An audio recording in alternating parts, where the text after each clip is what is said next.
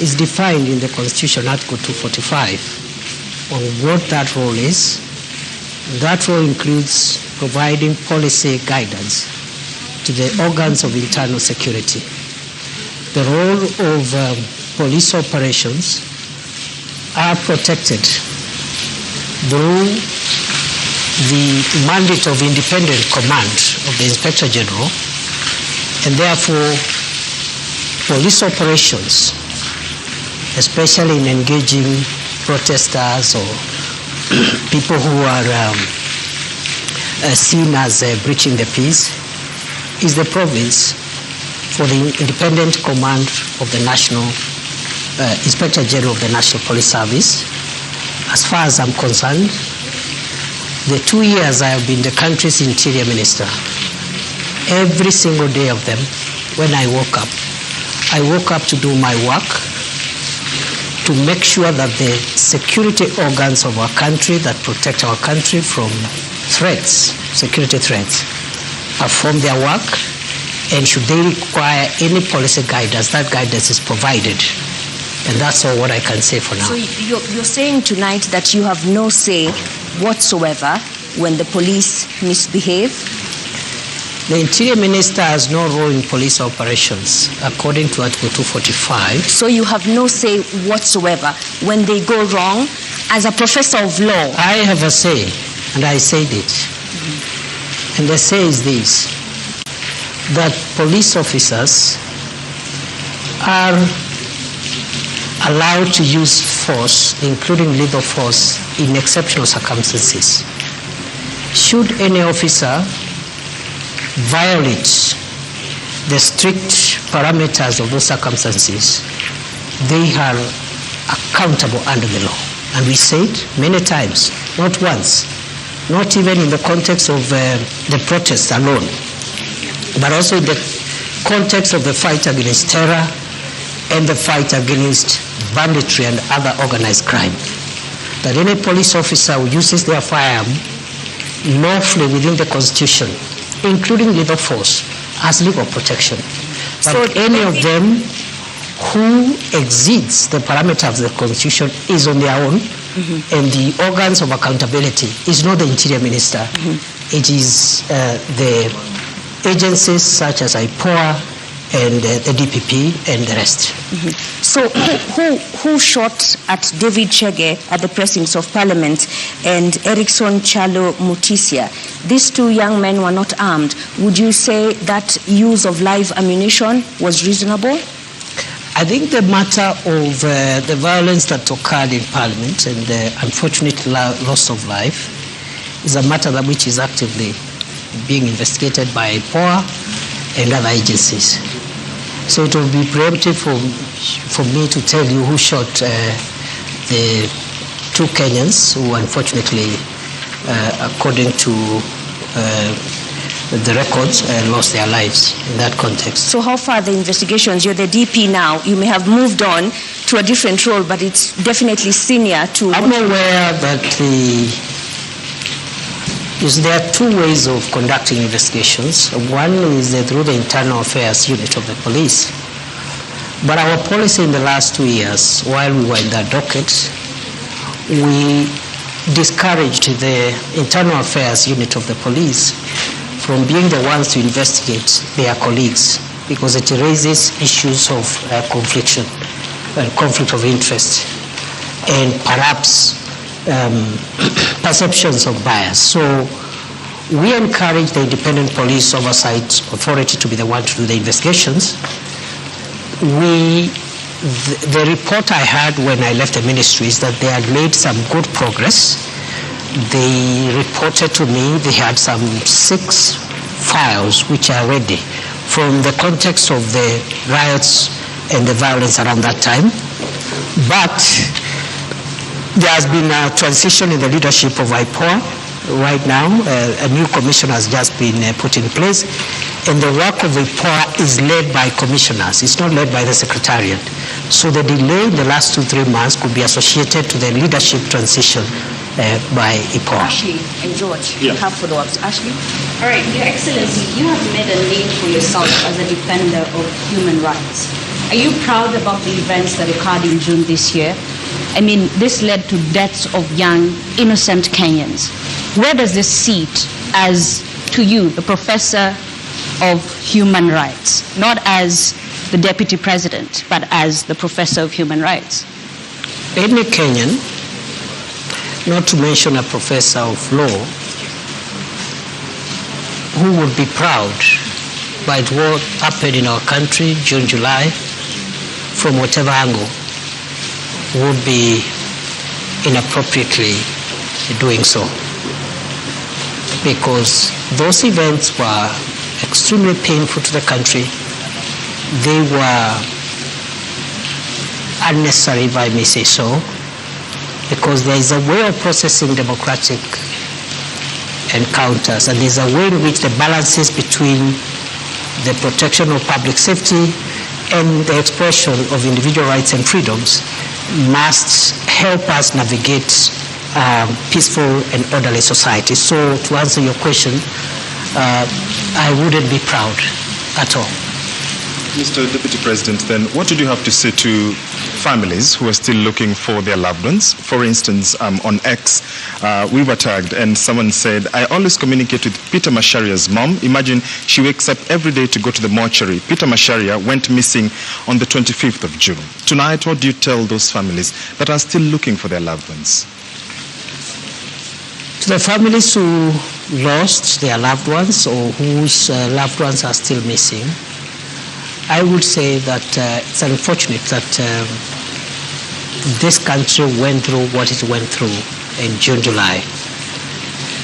I hope that our country has learned the lessons and we will not get there again, because losing a loved one, having a loved one missing for months, almost half a year, even for a day, is extremely painful. And therefore, as I said when I responded to this matter earlier on, maybe not on this forum,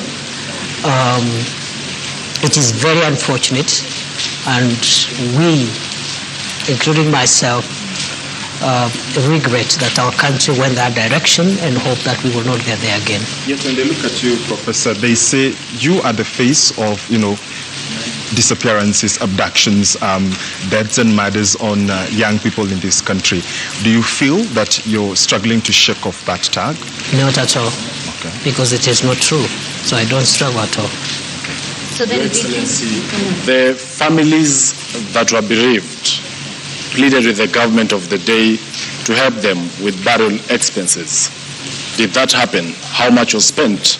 And there was a committal to compensate families that lost their beloved ones. What's the status of that, Deputy President?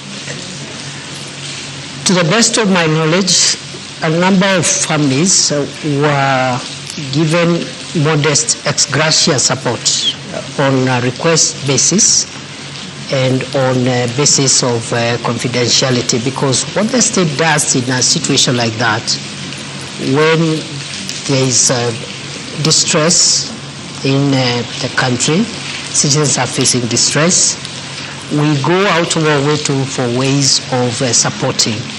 But normally that support is support which, first of all, is not budgeted for, so we have to look for ways of, within the security budget, absorbing some of those costs. And if I recall well, a number of families were supported on an ex gratia basis.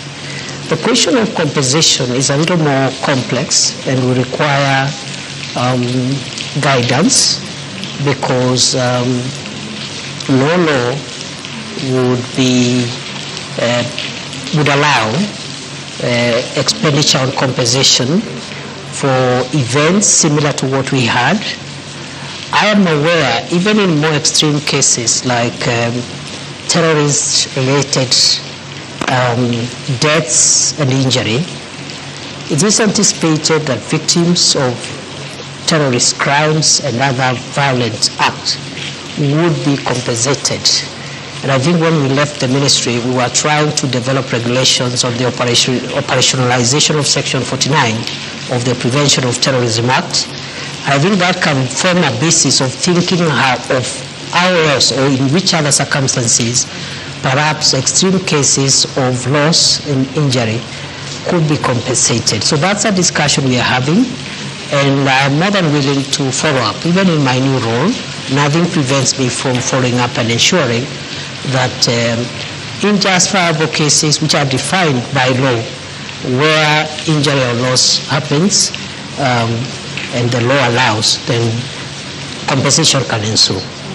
So this evening you're telling Kenyans that the bereaved families will have to wait longer until the law is developed. And I'm not actually asking for specific families.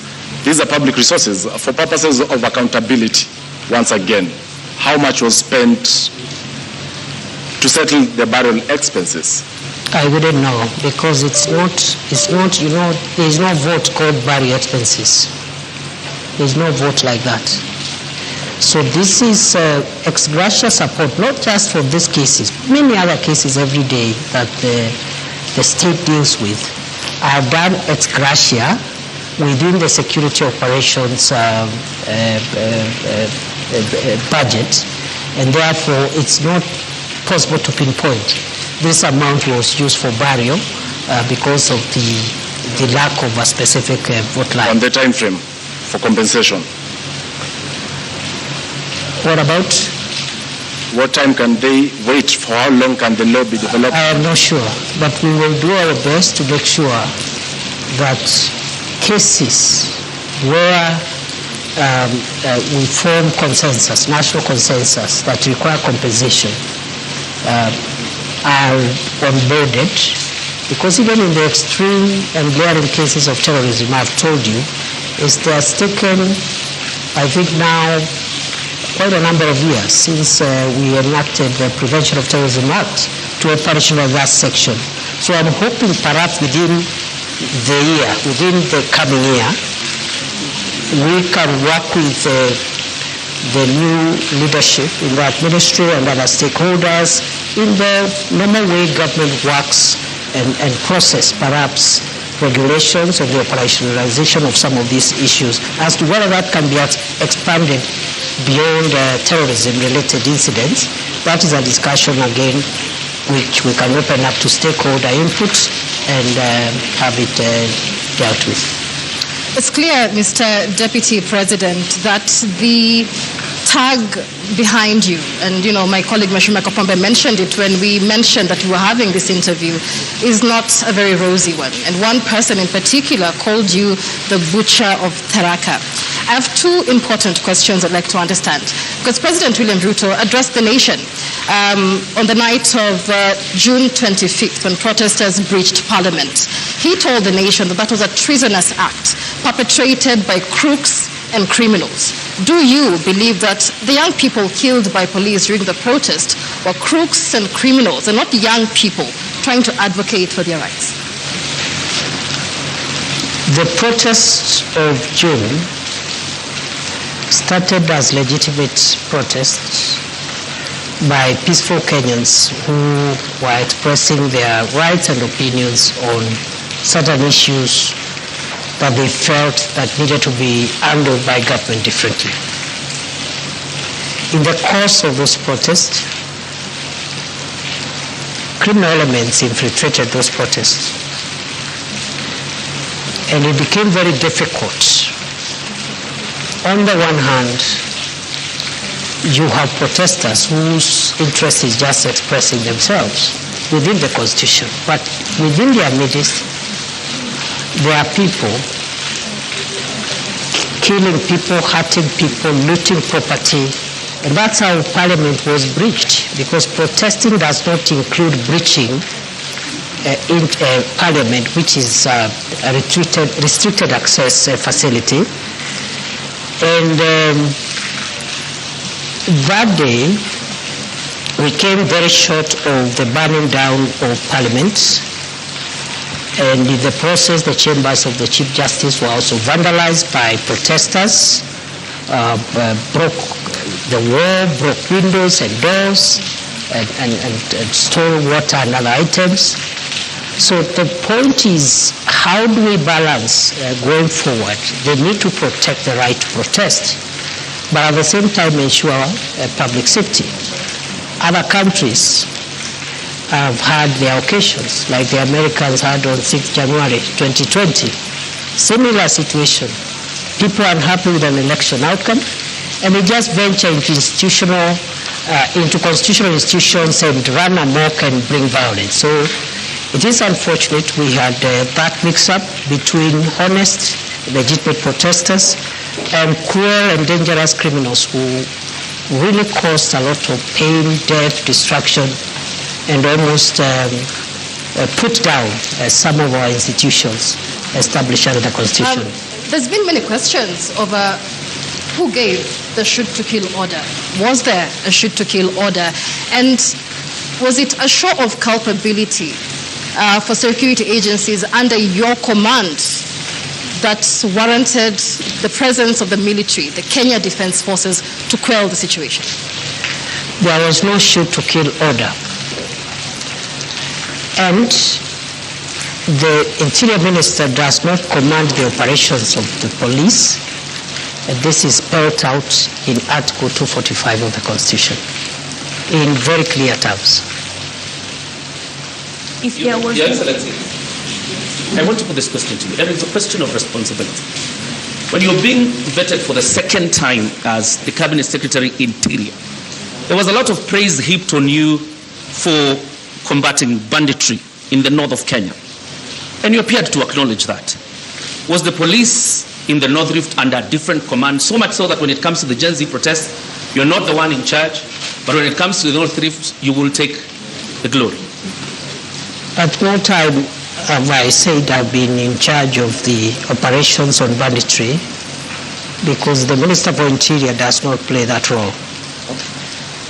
Have I provided it policy leadership to deal with banditry in the last 2 years? The answer is yes, in a very consequential manner, with great humility, because other than advising on the establishment of the Operation Maliza Uhalifu and the gazettement of the disturbed areas. You know, that's the job now of the minister. Those are policy interventions. But I was able to push through in a very difficult financial situation prevailing then in the country, an injection of a significant amount of resources to acquire equipment to assist the police in their operations, which has been the missing link for many years. MRAPs, that is the mine resistance ambush protected vehicles, armored personnel carriers, drones, that is the aerial vehicles, aerial unmanned aerial vehicles, and so many other, including personal protection items. So, in a very modest way, I would want to be associated with the tremendous work done by the police, with the support of the military, to dismantle the infrastructure of banditry in the North Rift, because I provided policy support for the acquisition of modern weapons and also providing the legal space for the police to carry out operations, especially in the areas which I classified as disturbed and dangerous, because that is where criminals were always retreating and regrouping. Those areas today are completely free from bandits. The question here, Your Excellency, is on the question of responsibility. Local NGOs, the United Nations, the US government, the foreign missions have admonished the government of the Republic of Kenya over its human rights record, and particularly the handling of a Gen Z protests. My question to you tonight is, when the Republic of Kenya is being admonished, who takes responsibility? Well, as I have said, you see, the general admonition or viewpoints by various stakeholders on the performance of government on many things, including homeland security, is a legitimate thing. But the question of responsibility arises when one believes that there is something they have done wrong. It doesn't arise when someone's conscience is crystal clear. They have not done anything wrong. From where I sit, the nearly 700 days I served as Kenya's Interior Minister, one, I can account for each of those days what I did for this country, sometimes under great distress and risk, which I knew I'm exposing myself, but because of duty, I had to do it. Some of the places I did, my predecessors never ventured into them. I spent nights in police barracks and military barracks with frontline soldiers, not to command them, but to give them moral support, including on Christmas Day, including on Easter, places like Lamu, where terror attacks were the order of the day, to give them support that the government has not sent these officers there to die. They have sent them there to protect the nation, and as minister, my moral support and the policy guidance I gave, I think, was instrumental in a big way because of the feedback I have received from the officers. So to answer your question, therefore, I see, I am not saying that our Homeland Security system is perfect. It is work in progress. But responsibility is individual. It's not collective. I must remind you, Prof, and the viewers that there's a lot of rain here, so we'll have to speak a bit louder so that we can be heard.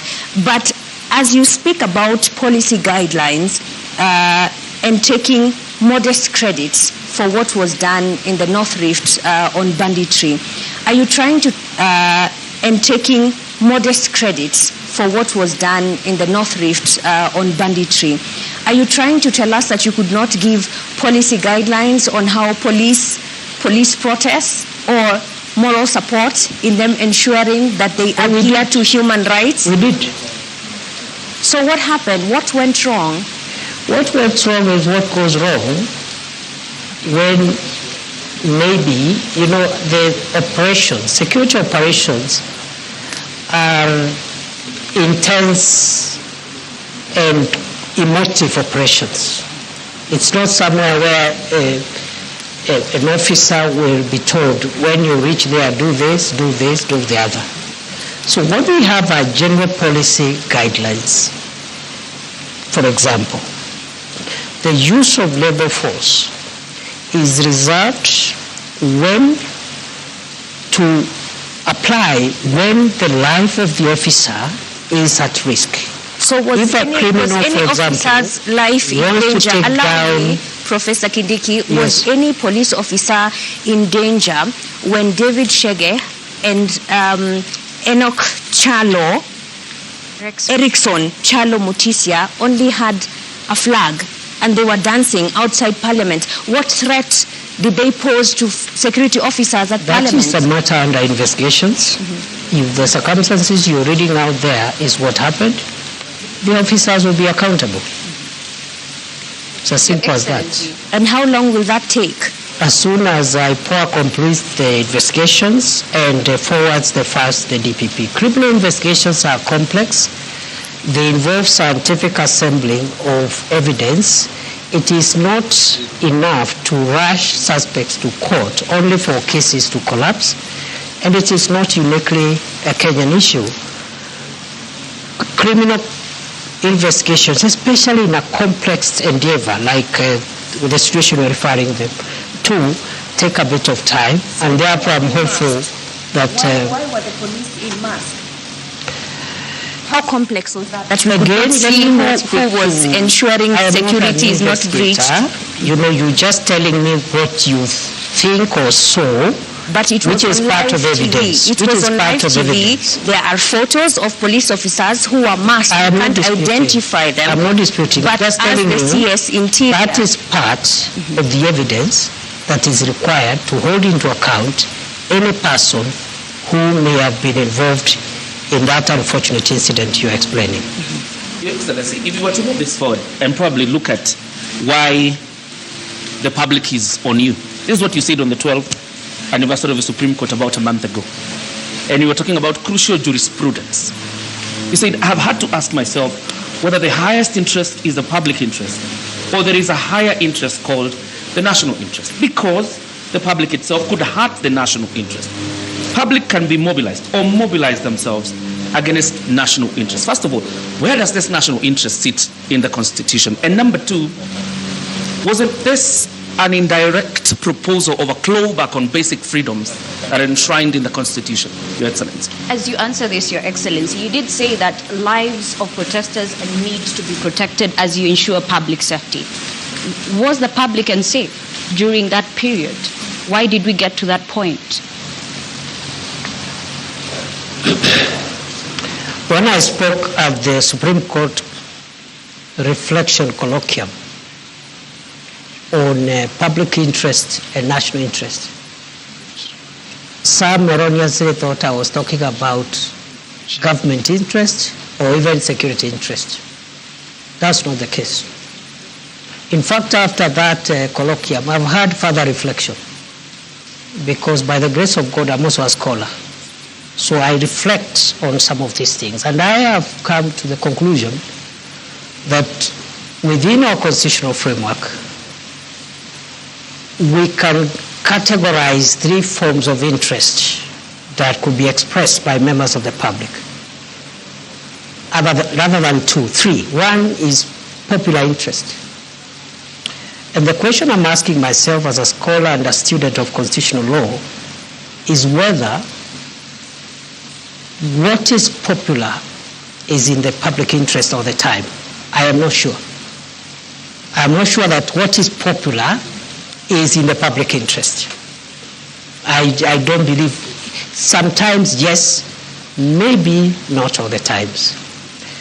But at the Supreme Court colloquium, I also asked, is there a hierarchy of norms in our Constitution such that we have public interest and national interest? And for clarity and avoidance of doubt, national interest is not government interest, and it's not the interest of, it's not security. What I had in mind is, you're aware, our Constitution allows the people of Kenya to express themselves in exercise of their sovereignty in two ways. One, through elections. Two, through referenda. And then I asked myself, in fact it was tailored to the judiciary, and I wanted to ask myself, if the people of Kenya, for example, agree and express themselves in exercise of their sovereignty to change the Constitution in a referendum and vote to remove the judicial arm of government, and they decide we don't need the judiciary. People are sovereign. In a referendum, they can actually remove the judiciary. And then I asked myself, since this is an outcome of a referendum, this is in the public interest. But is it in the national interest that really you can have a modern country, a democratic country without a judicial arm of government? But these are two different scenarios, DP, because this was about taxes that Kenyans felt were unfair, and their leaders at the Supreme not Court, listening to I them. was not talking about the protest at all. You can look at my statements. I was not talking about protest. So what do you... We were reflecting on what the Supreme Court has helped us to understand about our Constitution, and I was inviting the Supreme Court judges to start thinking whether, even as we express our sovereignty, we have what we call bedrock things that we cannot touch. I'll give you another example.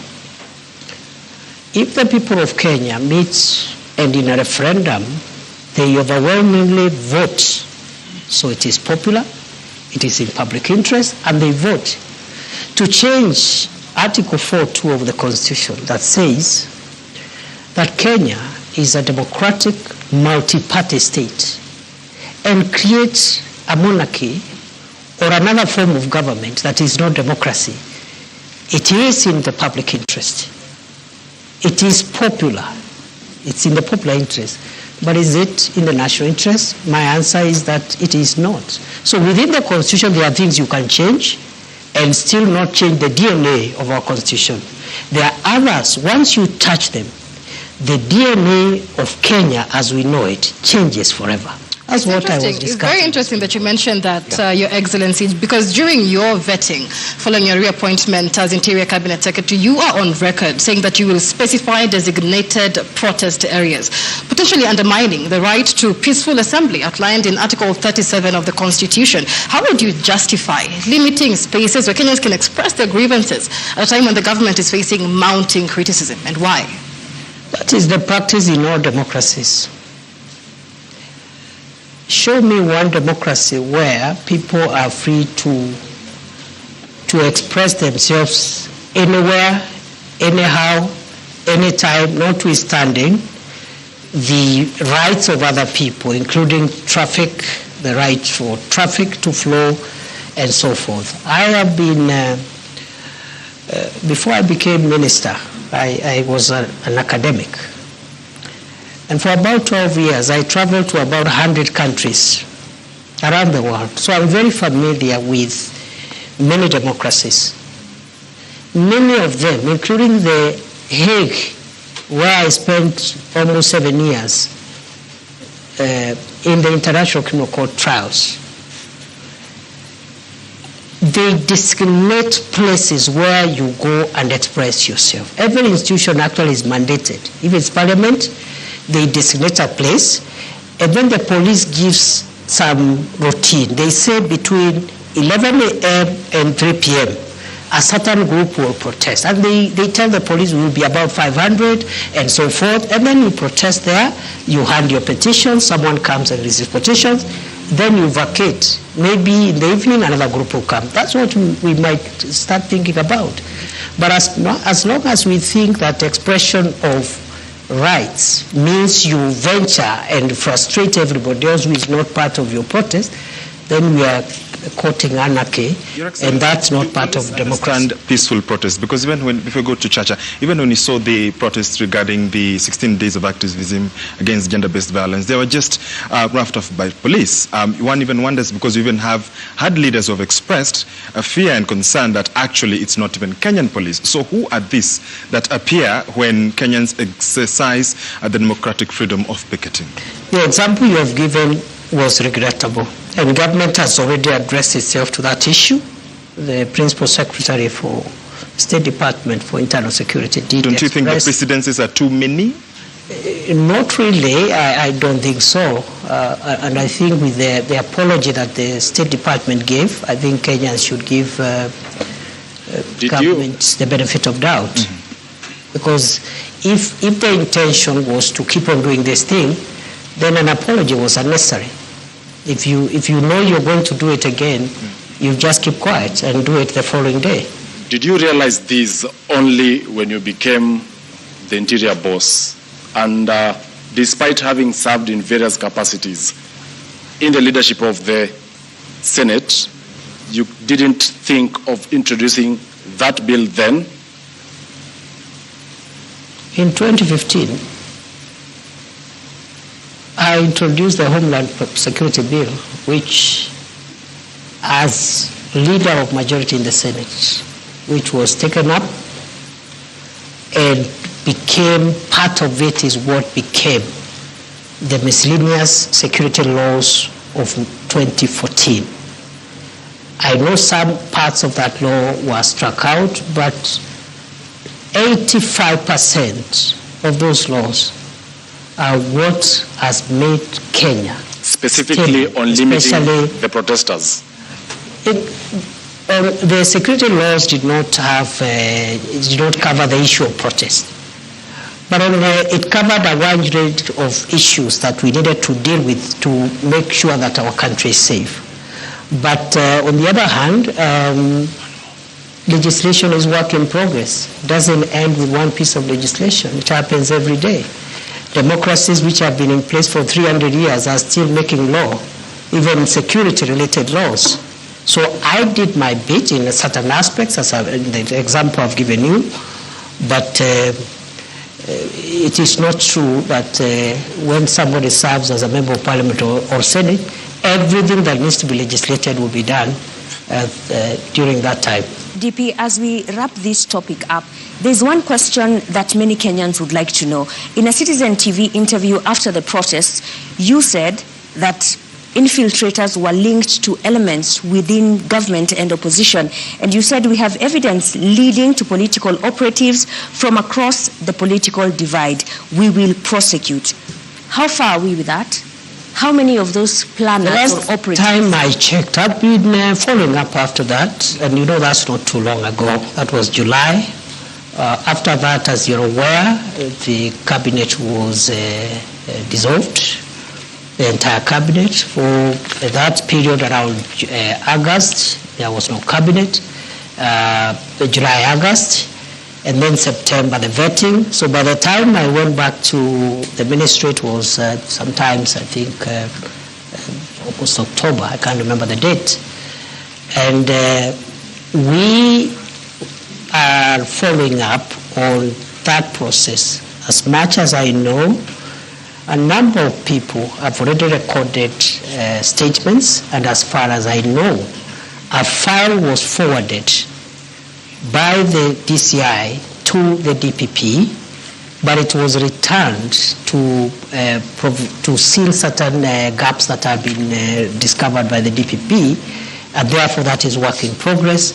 As I said, criminal investigations take long, but I'm sure there will be accountability for everyone who may have either incited violence or taken advantage of the peaceful protest to infiltrate that democratic process. But you said you have evidence. Why should it take long? Or is it only a preserve of the political class? That evidence, I have just told you that it was presented to the DPP, and the DPP said it was not enough to convict. You can have evidence which is not enough to convict. I could believe, okay, that the evidence is enough, but the DPP, who has the final say in qualitative and quantitative evidence, is the one who has the police to do more work if we have to sustain prosecution. So the police didn't do a very good job, that's what you're saying, in the investigation? This is routine, it happens every day, not just in Kenya, all over the world. The police do their work, and that's why there's that two-tier mechanism. So the DPP looks at it and said, no, we need to fill this using the elements of crime. You need the evidence of this. So we cannot say the police didn't do a good job. It happens every day. Thank you. Thank you very much. We would like to move to the next topic, which is your ascension to power as the Deputy President and the politics around it. And this session will be led by Ashrim Mazuri. All right, Your Excellency, did you play a role in Rigathi Gachagwa's ouster? No. Then are you proud of the process, the impeachment process that many said were flawed that led to your ascension to power as the Deputy President? The process you are referring to, I think, involved three arms of government: the executive, the judiciary, and the legislature.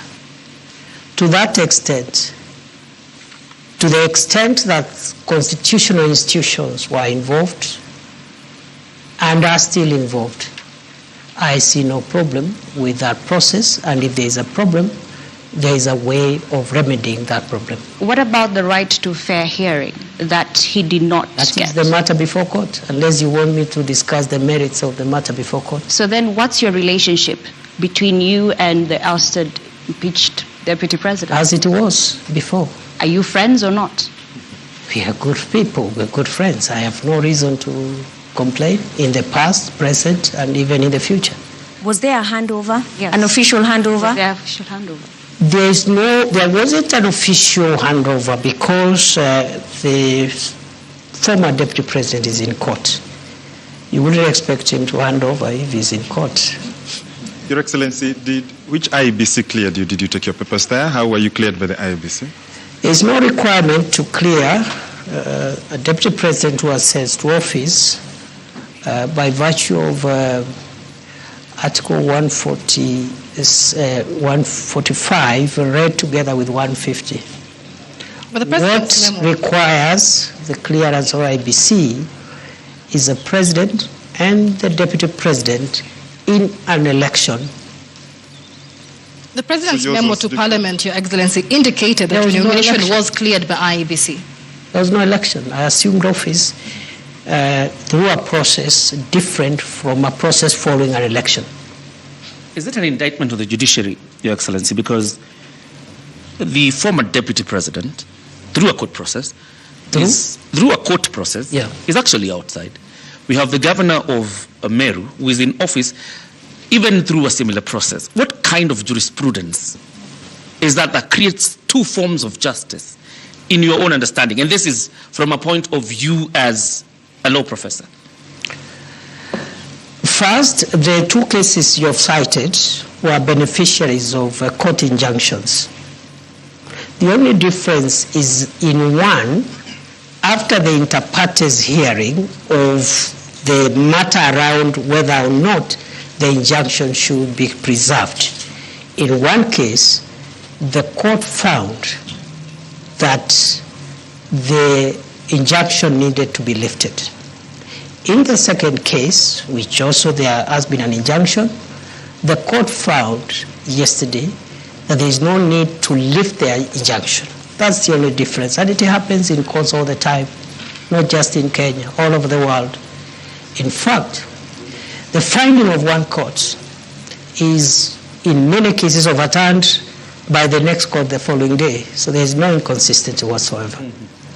That is judicial practice. A judge, even one bench of 3 judges, one judge will say this, 2 other judges will say different things, of the same subject matter, same articles, same evidence, same parties. That's how. That's the independence of the judiciary is not just institutional. It is individual. It's decisional. Every judge carries decisional independence. Your predecessor, Your Excellency, says the reason you ascended to this position is because you are a yes man. You cannot mount any challenge whatsoever to the president. I'm putting this question to you tonight. Are you your own man? Are you a yes man? I am my own man. On the second issue, I would like to respond as follows. My understanding of the role of the deputy president is not to challenge the president. It is not in the Constitution. It is not in any law. It is not in any practice. That is not the job description of the deputy president. As to whether the deputy president can advise the president, the answer is yes. The oath of office I took has a clause that asks me to faithfully advise the president when my advice is sought. So then where does your allegiance lie? To the people or your appointing authority? My allegiance lies on the oath of office I took. You look at the oath of office, it will tell you where my allegiance is. And are you proud To the of the people man? of Kenya, to the nation and the national interest, and when my counsel is sought by the president, I must give it faithfully. And faithfully doesn't mean that I do it on the podium. Does it But mean? it means I have to be faithful, and faithfully means it could be different from what the president thinks. DP, are you proud of the manner in which you became deputy president? In 2022, you were a front runner to be running mate to Dr. William Ruto, but you did not get that position. And you actually said you were going to take a break from politics. Are you now proud that 2 years down the line, you are the one who has taken that position after the impeachment on the person who was picked over you? I have no regrets for my occupying this space because I have no reason to regret. It is true I was a front runner to be deputy president in 2022 through a process that was conducted by my party. I was not successful. My brother, Rigathi Gachagua, was successful.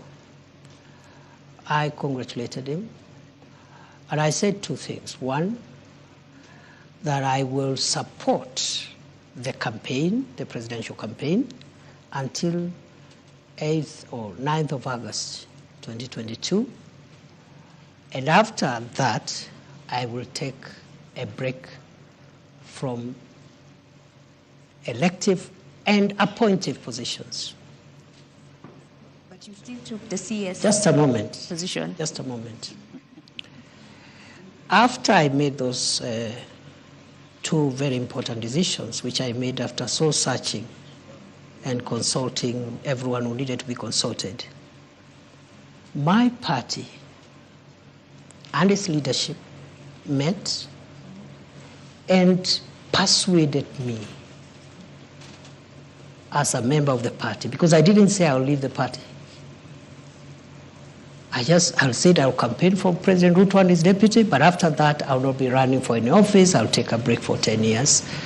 And therefore, the party met and persuaded me to change my mind and accept an appointive position as Minister for Interior, which I accepted. That's all. Are you the kingpin of the Mount Kenya region? Which office is that? Of course, you are endorsed. You are endorsed by a section of Yes. members from majorly the East, where you hail from. You never dismissed that. Which office is that?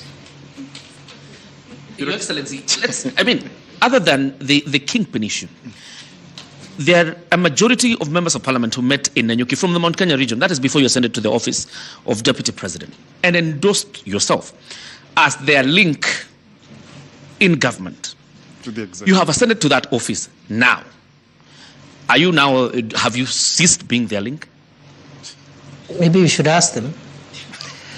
Because I think the members of parliament, because I didn't say it, they said it. So maybe they can say it again if they wish, but to the best of my recollection, those members of parliament had expressed frustrations in getting their constituency development agenda through to government because of the breakdown of relationship they had with the former occupier of this office. And therefore, they asked me whether I could convey their needs to the president. And because I was a member of the cabinet, I saw no problem with that. But whether or not they will continue asking me to convey their messages, it's up to them to decide. Your Come from Excellency. that region. Sorry, you come from that region, the Mount Kenya region. Tharaka Nithi, where you come from, is nestled in Mount Kenya region. I want to know, because Kenya Kwanza had promises it made towards the people of that region. So who will be pushing for the implementation of these promises? That region, like other regions in Kenya, has very many elected leaders. The office I occupy now as Deputy President is an office of the Republic. Unlike other leaders, for example, who have a subnational mandate. And therefore, the way I see it is that the people from the region you're referring to, which happens to be where I was born and raised, have a right, just like the people from the coast, Western, Nyanza, Rift Valley, Northeastern. They have a right to use this office, because it's a national office, to channel their needs, interests to the government. So I see no contradiction, I see no change of position, and the only thing I don't understand is this thing about the kingpin or something. I don't understand it because there is no office like that. Well, and are you still hopeful, and do you think there is a possibility of you becoming William Ruto's running mate come 2027? How would I know? Your Excellency, then you've talked about development and, those members of parliament using this office to lobby for development. Shouldn't then development be a democratic right so that then there is no need to lobby and to push for it? That's not true. Uh-huh.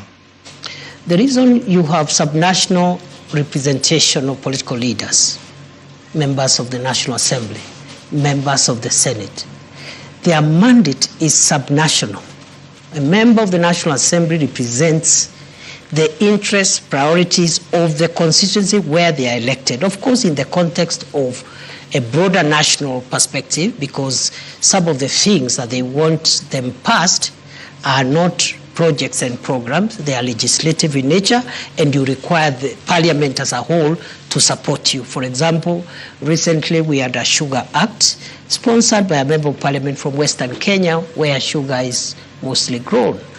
But it required the votes of the member for the members from Northeastern Coast, where there is no sugar, and Central, to pass it. So the point is this: it is not true to say that a member of parliament does not need to articulate the interest of their people, because they are elected purposely for that.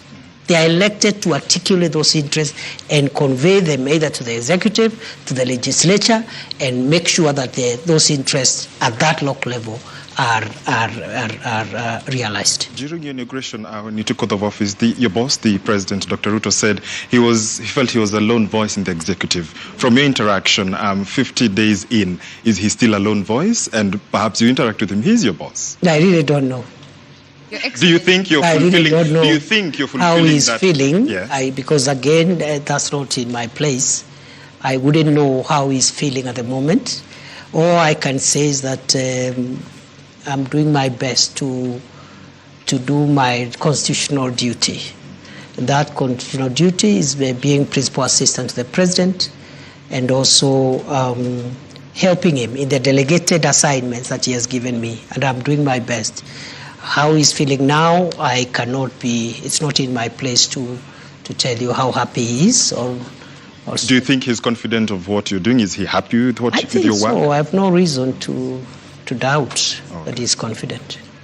You've been deputy president for only 50 days now. What would you say is the qualitative difference between you and the former deputy president, given that the operating environment hasn't changed? It would be very improper for me to start comparing myself with my brother, the second deputy president. The president has spoken very highly of your leadership and your contributions, as my colleague George Maringa here says. If the president feels that he has accomplished his key goals and decides not to run for re-election, would you consider running yourself? Do you believe that you have what it takes to run the country? That question is an unfair question. Am I allowed to complain? Why is that? It is an unfair question, because I have just been entrusted with a very serious and grave national responsibility. What is weighing in my mind now, and what is really, really occupying me, is the desire to discharge those obligations, because the expectations of the people of Kenya, the expectations of the president are so high. If I started occupying myself with ideas of what will happen, I don't know when, I'll be the most unsuitable person to be seated before you today. Your Excellency, I want to rephrase Michelle's question regarding you and the former deputy president. Let's not even go with the qualitative differences. But clearly there are lessons you must have learned from Gachagwa's tenure in office. What lessons are those? You know, my friend, in leadership is defined by certain ethos and parameters. And I want to persuade you to allow me not to discuss my brother, the Honorable Rigathi Gachagua, because he's my friend.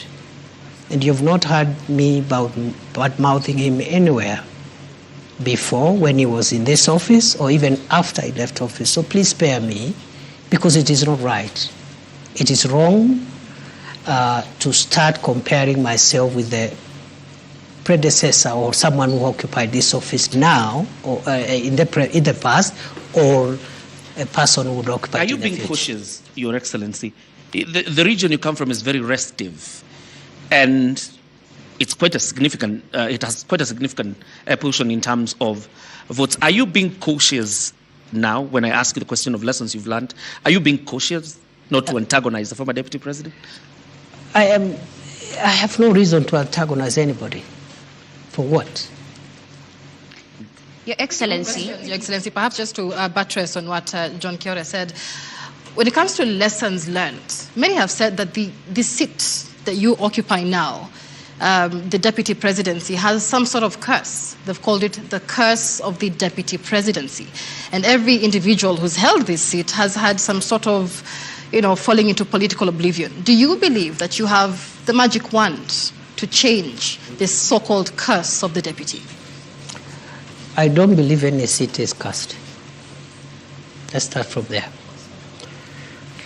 Secondly, I don't think it is a priority to start thinking whether I will survive in this seat or not. As I have said, what is weighing in my mind, the same way when I became Interior Minister and the North Rift was in that shape, Lamu, Boni was in that shape, and Northern Kenya was that shape. I told myself, including the passport crisis, I said, if I will last here for 1 year, I want to try my best and have these challenges under control. So for me, I cannot start now entertaining myself on what will happen to me, whether I'll succeed here or there. That's not for me to determine. It's beyond me. What is within my reach, what is within my control, is the focus to deliver on the job. As to whether I survive or what happens, that is not within my reach, and I cannot control what I cannot control. DP, we need to move forward to the next topic, but I would like to end this with this question. The mountain which you seem to be avoiding is hostile ground right now, and not just the mountain. The government is struggling with its popularity as the president's principal assistant. How are you working to change that perception of Kenyans? And more so those who are... Did you say that the mountain is restive? Yes.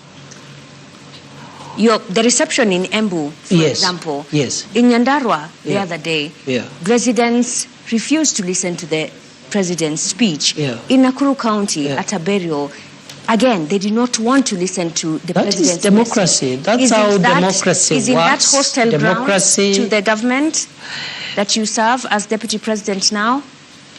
You see, there is a difference between running governments and being popular. Those are two different things. And for me, a leader should be least worried about popularity. The worry of a leader should be their pace and focus on transforming the lives of the people. And do you think the lives of the people have been transformed? Leader is not necessarily one who is popular all the time. However, a good leader knows when to be popular. Don't you think that popularity has gone down because Kenyans' lives I really don't think so, negatively? because at the moment, President Ruto and his administration now in the midterm is not in their priority to look for popularity. There is no election taking place. The task of the government now at midterm is to track the pace of delivery, where there are gaps, seal those gaps, and just deliver on the commitments. The time will come when there will be popularity contests. And let me tell you, for avoidance of doubts, that is not President Ruto's worry. I also don't think that should be the worry of this administration. If we start worrying about popularity now, we'll lose it, time will elapse. We could even win the election next time, but we will not have delivered as we ought to deliver. Your Excellency, and that transformation that you're talking about, Ashley, allow me, is what brings us into the next topic, which is about the economy. And Joel Chacha is going to lead that session. Well, the government of the day boasts of a 2.8% inflation rate, which is a 17-year low. But the question here is on the shrinking disposable income. That is through what many may consider overtaxation. And the purchasing power, hence, is low. How are you working to ensure that there is money in the pockets of Kenyans? Thank you. When President Ruto took over leadership of this country in 2022, the 5 or 6 macroeconomic indicators were not looking good. And I need to clarify now that I have this opportunity. Many people think when we project that time frame so that to show the distance we have covered, we are casting aspersions at the previous administration. That is not true. Kenya got to where it was in 2022 because of factors mainly beyond the control of President Uhuru Kenyatta, because the country's economy was shut down for nearly 2 years by COVID-19. No economic activity. And then, of course, the war in Ukraine, which affected the global supply chain of wheat and other oil and foodstuffs, and many other factors. So when we refer to 2022, it is not political. It's just a fact. And in any case, that's the only way we can explain what we have done. Now, straight to your issue. The macroeconomic indicators were bad. The dollar was rising on a daily basis, 160. At one point, it approached 170. The price of fuel, the same. At one point, it approached 217 per liter for petrol, super. Then inflation was 9.6%. And then if you take the 6 basic food items, starting with unga, the main ones, again, the prices were much higher than they are today. Today, essential commodities, 2 years later, are down significantly. Just to give unga as an example, from 240, 250, 230, depending on the brand, to now something between 95 and 120, depending on the brand, maybe 120 something. Number 2, the foreign exchange stability has been realized for more than a year now, from the high of 160 plus to now 127, 129 for some time. The same applies to the price of fuel, which is decreasing every day, every month, including last month when it went down by 4 shillings. Inflation again from 9.6 to 2.8%, the lowest in 17 months. Now, in 17 years. Now, that has not happened by magic or by chance.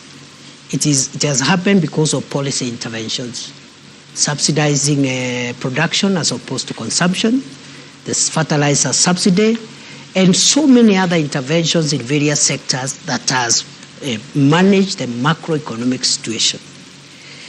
It has taken 2 years. But flashback to 2002 when President Kibaki took over, when we had similar situations at the exit of President Moi. It took President Kibaki 6 years to bring back macroeconomic stability. President Ruto has taken 2 years, by the grace of God.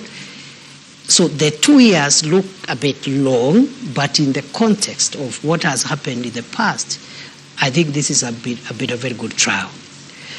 What remains now is what you're asking me. The macroeconomic stability, for it to be felt by citizens, must be followed by microeconomic stability, which is improving household incomes, creating jobs, and so many other things that we are doing in the space of SMEs, in the space of the various sectors, including manufacturing and tourism. So, to answer your question, the macroeconomic transformation and the microeconomic transformation cannot be taken simultaneously. One must precede the other. Going forward, therefore, the remaining 3 years is the interventions. We're going to have interventions that will respond to the issues you said. Already those interventions have been operationalized. They are on course, creating jobs through the 3 major prongs: creating jobs at home, creating jobs online, creating jobs even overseas, and then also other interventions that will enable disposable incomes in the pockets of individual citizens. But Going how would forward, that really it can only be achieved when the whole problem begins with our budgeting? For instance, despite the challenges faced in the fiscal year 2024-2025, your projections in the next fiscal year for 2025-2026, you're looking at having a budget of 4.25 trillion Kenya shillings, with the revenue, ordinary revenue, actually crossing the 3 trillion mark. That basically will translate either to more debt, because already we will record a 759 billion fiscal deficit, but at the same time, we are forced to actually impose now the taxation on Kenyans, because last year we only got 2.1 trillion in terms of ordinary revenue. So why this shift over ambition on ordinary revenue collections? Again, in 2022, the fiscal deficit was more than 8.2% or thereabout. And that means the gap between revenue and expenditure. It was at 8.2%. This administration, in 2 successive budgets, has reduced it. Currently is at 4.3. On paper, because of revenue shortfalls. That shifts towards the end of the fiscal year. Yes. And you are forced to bring a supplementary budget. We are forced, but in all fairness, where the fiscal deficit is now is not where it was in 2022. And in fact, I am confident the Treasury will bring it further down this year. But more fundamentally, it is not in our priority of things to generate more revenue through perhaps more taxation, to answer you directly. What we are doing is that we are reviewing tax policy, because that's where you can still get more revenue, not by imposing new taxes or higher taxes, but by adjusting certain tax policy instruments that gives you more revenue. You heard the Minister for Finance and the National Treasury the other day explaining how the Treasury is entertaining a possibility. Of course, it has to go through public participation of even relooking at VAT, what the VAT should be like, maybe try to bring it down, and other taxes as one of the 5 pillars this administration is putting in place to ensure that tax is a bit more accommodating, more people are bearing the burden of tax without necessarily compromising revenue. Number 2, Kenya's debt right now is in a better place than it was in 2022. 11.3 trillion is better? It is better in the sense that, debt is calculated in 2 ways. First, as an absolute figure, which is what you're citing, but also as a percentage to GDP. And in other words, many countries... At what percentage is it? Already at distress, 68%. You call it distress, it's not. If it was, the IMF would have said so, and I'm sure the IMF has not said so. Yeah, Your Excellency. They are just warned us that we need to make sure that it doesn't enter into the red zone. But 55% plus or minus 5 is what is allowed by our law. The point is, it's not even about percentage also alone. Many countries, including developed countries, are highly indebted. The US, for example, the US debt is about almost 120% of GDP. Japan is 250% of GDP.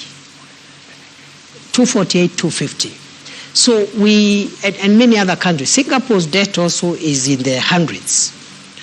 However, what we need to do, let's agree that what remains ahead is that our revenue generation measures must not lead to higher taxes. It's not a must. Number two is that the area of debt, we need to be careful so that Kenya does not enter into the unsustainability zone, and we are managing that. DP, now so that Kenya does not enter into the unsustainability zone, and we are managing that. DP, naomba kidogo, wakati ambapo tunazungumzia masuala ya uchumi, kuna wengi ambao wanahisi kwamba mnasema maneno mengi, maneno makubwa makubwa, lakini la msingi ni kwamba biashara nyingi ziko katika mazingira magumu. Wengi wamefunga biashara zao, wengi wamelalamika kwamba hawawezi kuendeleza biashara zao kutokana na zile sheria ambazo zilizoko na zile sera ambazo zinatolewa na serikali. Labda unaweza kuwaeleza wale wanaokutazama leo hii ambao wameshindwa kuendelea na biashara zao, ni mikakati gani kama serikali mnaweka ili kuhakikisha kwamba hizi biashara zinaweza kuinuka na wanaweza kupata pesa mfukoni? Asante sana. Ni kweli biashara nyingi zinapitia changamoto nyingi, na ni kweli wananchi wakiwemo wanabiashara wamelalamika na pia wametoa mapendekezo ya sheria ama sera ambazo wangetaka tuziangalie upya. Najua ya kwamba hivi sasa Wizara ya Uwekezaji na masuala ya industry ama viwanda inaongea na KEPSA. KEPSA ni ile private sector alliance ama kikundi cha wanabiashara katika sekta ya binafsi. Wanajadiliana kuhusu mambo mawili, na jana wamekuja hapa kunipatia mahali wamefika katika majadiliano. Ni leseni gani ambazo tunapaswa kuziangalia upya, na vile vile masuala ya ile levies ambazo zinatolewa na mashirika mbalimbali. Kwa hivyo swala hili la ugumu wa wanabiashara wetu ni swala ambalo tunaliangazia, tunajadiliana na wale ambao ni washikadau, na serikali iko tayari kutoa mwelekeo ama sera mpya za kuzingatia uboreshaji wa biashara. Ile jambo ambalo nimesema, manake watu wanakwenda Krismasi hawana hela mfukoni, watakula nini sikukuu? Unajua hayo majadiliano sio ya Krismasi, ni ya kurekebisha. Januari kutakuwa na hela za karo zinazohitajika. Kwa hiyo mjadala sio wa maneno ya karo, ni wa kurekebisha idara zetu na ili biashara zetu sipanuke. Nataka niwahakikishie kwamba nimesema jana waziri wa viwanda na uwekezaji pamoja na wakilishi wa shirika hilo ambalo ni la wanabiashara wameniambia wako katika mjadala, na Januari nimeambia hao waniletee ile ripoti yao ili tuipitishe ama tuijadilie katika baraza la mawaziri. Kwa hivyo mwakani tutakuwa na mfumo mpya, sera mpya, sheria mpya za kuboresha biashara. Lakini pia kuna wale ambao wanasema, nikimalizia, kuna wale ambao wanahisi kwamba hizi biashara kuna mazingira magumu kwa sababu wale ambao wanapata mshahara, kwa mfano, zile pesa ambazo wao hutumia kwenda kwa hoteli, kwa mfano, kwenda kununua chakula, zimepungua kutokana na yale makato ya mishahara. Kwa hivyo wengi wanashikilia zile hela kidogo walizobakishwa nazo, ndio maana hizi biashara hazisongi mbele. Unasemaje kuhusiana na hilo? Unajua nimesema kwamba